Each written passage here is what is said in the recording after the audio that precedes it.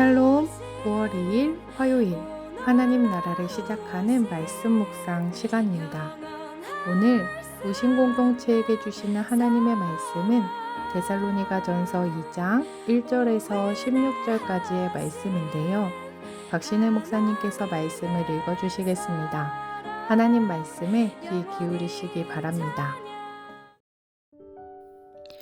형제들아, 우리가 너희 가운데 들어간 것이 헛되지 않은 줄을 너희가 친히 아나니, 너희가 아는 바와 같이 우리가 먼저 빌립보에서 고난과 능욕을 당하였으나 우리 하나님을 힘입어 많은 싸움 중에 하나님의 복음을 너희에게 전하였노라. 우리의 권면은 간사함이나 부정에서 난 것이 아니요 속임수로 하는 것도 아니라 오직 하나님께 옳게 여기심을 입어 복음을 위탁받았으니, 우리가 이와 같이 말함은 사람을 기쁘게 하려 함이 아니요 오직 우리 마음을 감찰하시는 하나님을 기쁘시게 하려 함이라. 너희도 알거니와 우리가 아무 때에도 아첨하는 말이나 탐심의 탈을 쓰지 아니한 것을 하나님이 증언하시느니라. 또한 우리는 너희에게서든지 다른 이에게서든지 사람에게서는 영광을 구하지 아니하였노라. 우리는 그리스도의 사도로서 마땅히 권위를 주장할 수 있으나 도리어 너희 가운데서 유순한 자가 되어 유모가 자기 자녀를 기름과 같이 하였으니, 우리가 이같이 너희를 사모하여 하나님의 복음뿐 아니라 우리의 목숨까지도 너희에게 주기를 기뻐함은 너희가 우리의 사랑하는 자 됨이라. 형제들아, 우리의 수고와 애쓴 것을 너희가 기억하리니 너희 아무에게도 폐를 끼치지 아니하려고 밤낮으로 일하면서 너희에게 하나님의 복음을 전하였노라. 우리가 너희 믿는 자들을 향하여 어떻게 거룩하고 옳고 흠없이 행하였는지에 대하여 너희가 증인이요 하나님도 그러하시도다. 너희도 아는 바와 같이 우리가 너희 각 사람에게 아버지가 자기 자녀에게 하듯 권면하고 위로하고 경계하노니, 이는 너희를 부르사 자기 나라와 영광에 이르게 하시는 하나님께 합당히 행하게 하려 함이라. 이러므로 우리가 하나님께 끊임없이 감사함은 너희가 우리에게 들은 바 하나님의 말씀을 받을 때 사람의 말로 받지 아니하고 하나님의 말씀으로 받음이니 진실로 그러하도다. 이 말씀이 또한 너희 믿는 자 가운데서 역사하느니라. 형제들아, 너희가 그리스도 예수 안에서 유대에 있는 하나님의 교회들을 본받은 자 되었으니, 그들이 유대인들에게 고난을 받음과 같이 너희도 너희 동족에게서 동일한 고난을 받았느니라. 유대인은 주 예수와 선지자들을 죽이고 우리를 쫓아내고 하나님을 기쁘시게 하지 아니하고 모든 사람에게 대적이 되어 우리가 이방인에게 말하여 구원받게 함을 그들이 금하여 자기 죄를 항상 채우매 노하심이 끝까지 그들에게 임하였느니라. 3주가량 데살로니가의 회당에서 예수 그리스도에 대해 전했던 바울은 선교 사역 중에 유대인들의 시기로 인해 밤중에 황급하게 데살로니가를 떠났습니다. 오늘 본문에서 바울은 이에 대해 변호하듯 데살로니가에서의 사역에 대해 회고하고 있습니다. 아마도 데살로니가 교회 사람들 사이에 바울이 한 사역의 목적이나 결과에 대해 부정적인 이야기들이 있었기 때문일 것입니다. 이러한 교회 사정을 알고 있었던 바울은 데살로니가에서 있었던 바울의 선교 활동이 결코 헛되거나 거짓된 것이 아니라 말하고 있습니다. 바울이 이렇게 말할 수 있는 근거는 이러합니다. 2절부터 6절까지 하나님 단어를 중심으로 그 이유를 찾아보았습니다. 하나님을 힘입어 하나님의 복음을 전했다. 우리의 권면은 하나님께 옳게 여기심을 입어 복음을 위탁받은 것이다. 우리가 이와 같이 말하는 것은 우리 마음을 감찰하시는 하나님을 기쁘시게 하려 함이다. 우리가 거짓되지 않고 진실한 것은 하나님이 증언해 주신다. 즉, 바울이 데살로니가에서 했던 사역이 헛되지 않은 것은 바울이 한 모든 사역의 중심에 하나님이 계셨기 때문입니다. 하나님이 맡겨주셨고 하나님의 복음을 전하였고 자신의 복음 사역 가운데 함께 하시고 지켜보신다는 믿음이 그에게 있었기 때문입니다. 사람의 영광을 추구하지 않고 하나님만을 기쁘시게 하려 하는 것도 바울이 모든 사역을 하나님 앞에서, 즉 코람데오의 사역을 했기 때문입니다. 바울은 데살로니가 교회에서 사역하며 사도로서 마땅한 권위를 주장할 수 있었고 재정적인 지원을 받을 권리를 가지고 있었지만 바울은 데살로니가 교회의 성도들을 유순한 유모처럼 따뜻한 사랑으로 대했으며 아버지처럼 하나님 나라와 영광에 이르게 하시는 하나님께 합당히 행하게 하려 데살로니가 교회 성도들을 권면했습니다. 이러한 바울의 사역의 진정성은 거룩하고 옳고 흠없이 행동함으로 나타났습니다. 이에 대해 데살로니가 교회의 교인들도 하나님도 증인이시라 이야기합니다. 하나님 앞에서 하나님을 기쁘시게 하려 사역했던 바울. 어머니처럼 아버지처럼 진정성을 가지고 데살로니가 교회를 사랑과 훈육으로 권면하며 가르쳤던 바울에 대해 데살로니가 교회의 반응입니다. 데살로니가 교회는 바울이 전한 메시지를 사람의 말로 받지 않고 하나님의 말씀으로 받아들였습니다. 하나님의 말씀으로 받아들였기에 그 말씀은 그들의 신앙생활과 삶의 태도를 결정지었습니다. 박해 가운데에서도 복음을 받아들였고 하나님의 말씀의 생명력은 그들의 삶과 공동체를 변화시키는 능력으로 역사하였습니다. 이러한 복음의 능력은 유대에 있는 교회를 본받은 것이었습니다. 유대에 있는 교회들이 다른 유대인들에 의해 고난받았듯 데살로니가 교회도 고난받았습니다. 예수님을 믿는다는 이유로 가족들과 갈등하게 되었고 함께 일하는 사람들, 이웃들과도 갈등하게 되었을 것입니다. 바울 마케도니아를 가다 라는 책이 있습니다. 장신대 정은찬 교수님이 쓰신 책으로 바울이 데살로니가 교회에서 사역할 당시 바울의 일기를 상상하여 쓴 책입니다. 그중 데살로니가 교회 교인들에게 찾아온 고난에 대해 고민하고 있는 부분을 읽어드리겠습니다. 오늘 마음이 몹시 복잡하다. 성도들에게 잘하고 있다고 격려하려다가도 그들의 삶이 걱정되었다. 우리는 괜찮을 거라는 말을 입 밖으로 내려고 하다가도 그들이 얼마나 힘든지 그리고 앞으로도 얼마나 힘들 것인지를 알기에 쉽게 그렇게 말할 수 없었다. 어쩌면 이런 어려움이 그들의 믿음을 집어삼킬 수도 있는 노릇이었다. 지금도 문제이지만 앞으로는 더 걱정이다. 아마 더욱 견디기 힘든 비난, 비방, 그리고 소외, 고독을 경험할 것이다. 어제의 친구와 이웃이 내일의 적이 될 것이다. 내가 이토록 확신할 수 있는 것은 사실 이런 고난은 이미 내가 경험한 그리고 경험하고 있는 바이기 때문이다. 바울의 마음이 느껴지십니까? 바울이 데살로니가 교회에게 하나님의 복음을 전한 이유는 바울에게 소명을 주셨기에 또 하나님이 함께 하시기에 하나님 마음을 기쁘시게 하기 위함이었습니다. 하나님이 주신 마음으로 데살로니가 교회를 엄마 아빠처럼 사랑하고 권면하였습니다. 또한 고난 중에 있는 데살로니가 교회를 자랑스러워하며 격려했습니다. 바울이 그러했던 것처럼 우리의 사역도 코람데오, 하나님 앞에서 이루어지기를 소망합니다. 사람을 의식하는 사역이 아니라 하나님을 기쁘시게 하는 사역이 되기 원합니다. 그럴 때 우리는 담대히 하나님이 나의 증인이시다 라고 고백할 수 있을 것입니다.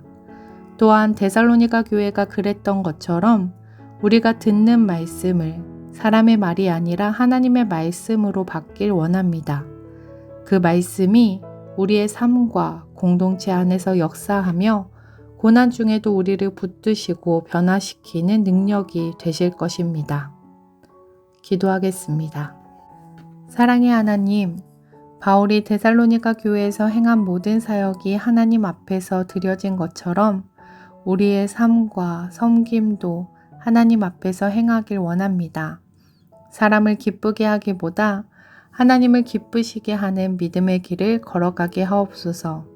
우리의 말과 행위가 거짓되지 않고 하나님께서 우리의 증인 되심을 당당히 고백하는 삶 살아가게 하옵소서. 또한 데살로니가 교회 성도들처럼 말씀을 사람의 말이 아니라 하나님의 말씀으로 받아들이는 믿음을 주옵소서. 그리하여 그 말씀이 고난 가운데에서도 우리를 붙들며 공동체와 우리의 삶을 변화시키는 능력이 되게 하옵소서. 감사드리며 예수님 이름으로 기도드립니다. 아멘. 말씀을 읽어주신 박신혜 목사님께서 보내주신 레마의 말씀 사연을 읽어드리겠습니다. 올해 여름은 유난히 무덥고 우리를 지치게 하는 것 같습니다. 제 기억에 2003년 여름도 그랬습니다. 목사가 되려고 신학교를 간 것이 아니었기에 학부를 졸업하고 다른 친구들은 거의 다 신학대학원에 진학할 때 저는 다른 대학원을 선택했습니다. 그때만 해도 꿈이 사무였던지라 어차피 남편이 목회를 할 테니 나는 남편의 사역을 서포트해야겠다 싶어 타 대학원에 진학해 가족치료를 전공했지요. 하지만 공부를 마칠 때쯤 사람을 치유하는 건 일반 학문으로는 한계가 있다는 걸 깨닫고 신학에 대한 관심이 새롭게 생겨났습니다. 그래서 졸업과 동시에 다시 신대원 입시를 준비했지요. 이미 학부를 졸업한 지 3년이 지난지라 뒤늦게 다시 신대원을 준비한다는 것이 만만치 않았습니다. 영어 공부도 다시 하고 성경도 창세기 1장부터 말 그대로 달달 외워가며 입시를 준비하는데 사역도 병행하고 있었어서 여름쯤 되니 슬럼프가 찾아오더라고요. 열심히 한다고는 했는데 진도는 안 나가고 이렇게 한다고 합격을 하리라는 보장도 없고 솔직히 이 길이 내 길인지에 대한 확신도 없고 자꾸 마음이 약해지고 포기하고 싶은 마음이 커져갔습니다. 그날도 아침 일찍 독서실에 들어가 막막한 마음으로 성경을 펼쳤는데 그날 제가 봐야 할 성경이 예레미야서였습니다.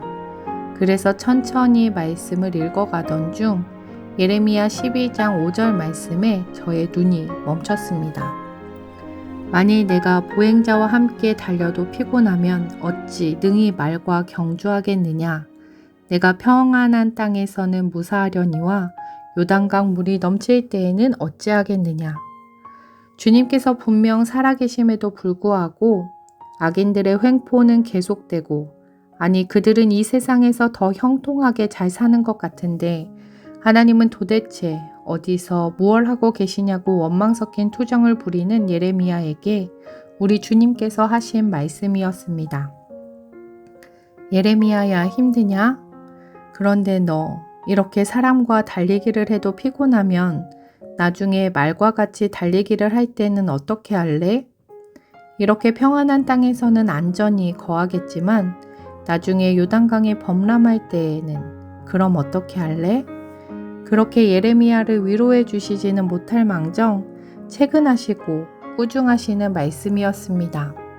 그런데 그 말씀이 꼭 제게 하시는 말씀 같았습니다. 신혜야 힘들지?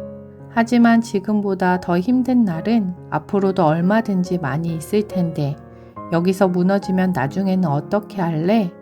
힘내라. 내가 보고 있어. 내가 함께하고 있어. 하나님이 그날 아침 제게 그렇게 말씀해 오시는 것 같았습니다. 그리고 그 책망의 말씀이 그 어떤 말씀보다 더 위로가 되고 격려가 되었습니다. 그리고 다시 힘을 내서 열심히 달려간 결과 그해 겨울 신대원에 합격할 수 있었습니다. 살아가다 보니 주님이 하신 말씀이 옳았습니다. 그것보다 더 힘든 순간들이 제 삶에 찾아오더라고요. 그때마다 저는 그때 주셨던 말씀을 떠올립니다.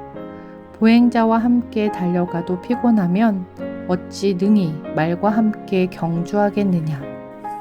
인생의 길을 가다 폭풍을 만나고 광야의 깊은 골짜기를 만나 힘겨운 싸움을 하고 계신 우리 우신 성도님들께 22년 전 제가 만났던 이 레마의 말씀을 함께 나누며 응원하고 싶습니다. 우리 성도님들 힘내세요. 우리 주님께서 때마다 일마다 이길 힘과 감당할 능력을 주실 줄 믿습니다. 이렇게 사연 보내주시면서 이상현 씨의 함께한다 찬양 신청해 주셨습니다. 찬양 들으시며 더 깊은 묵상으로 나아가겠습니다.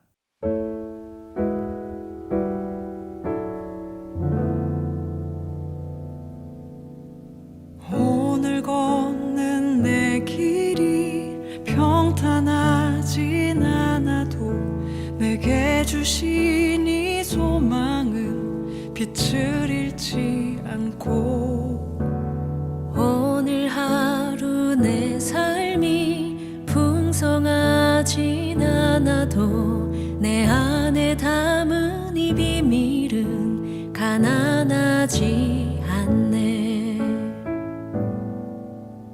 착하고 충성된 나의 자녀야 불러주실 주님을 기대하며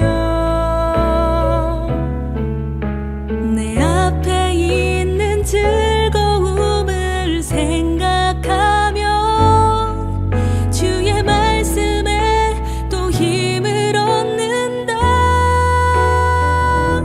보이느냐 구름같이 너를 둘러싸고 너를 응원하는 허다한 증인들의 모습이 인내로서 내게 맡긴 경주를 마치고 영원한 나의 즐거움에 참여할 그날까지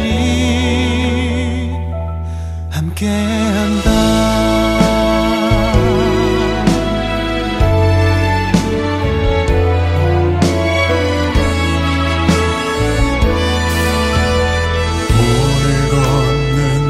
길이 평탄하진 않아도 내게 주신 이 소망은 빛을 잃지 않고 오늘 하루 내 삶이 풍성하진 않아도 내 안에 담은 이 비밀은 가난하지 않네. 착하고 충성된 나의 자녀야 불러주실 주님을 기대하며 내 앞에 있는 즐거움을 생각하며 주의 말씀에 또 힘을 얻는다.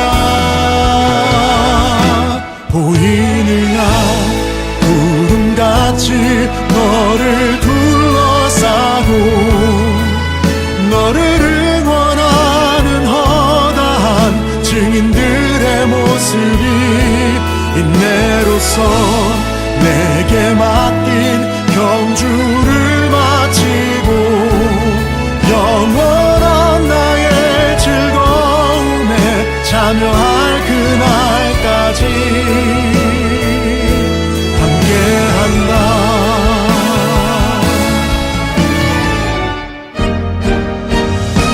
보이느냐 구름같이 너를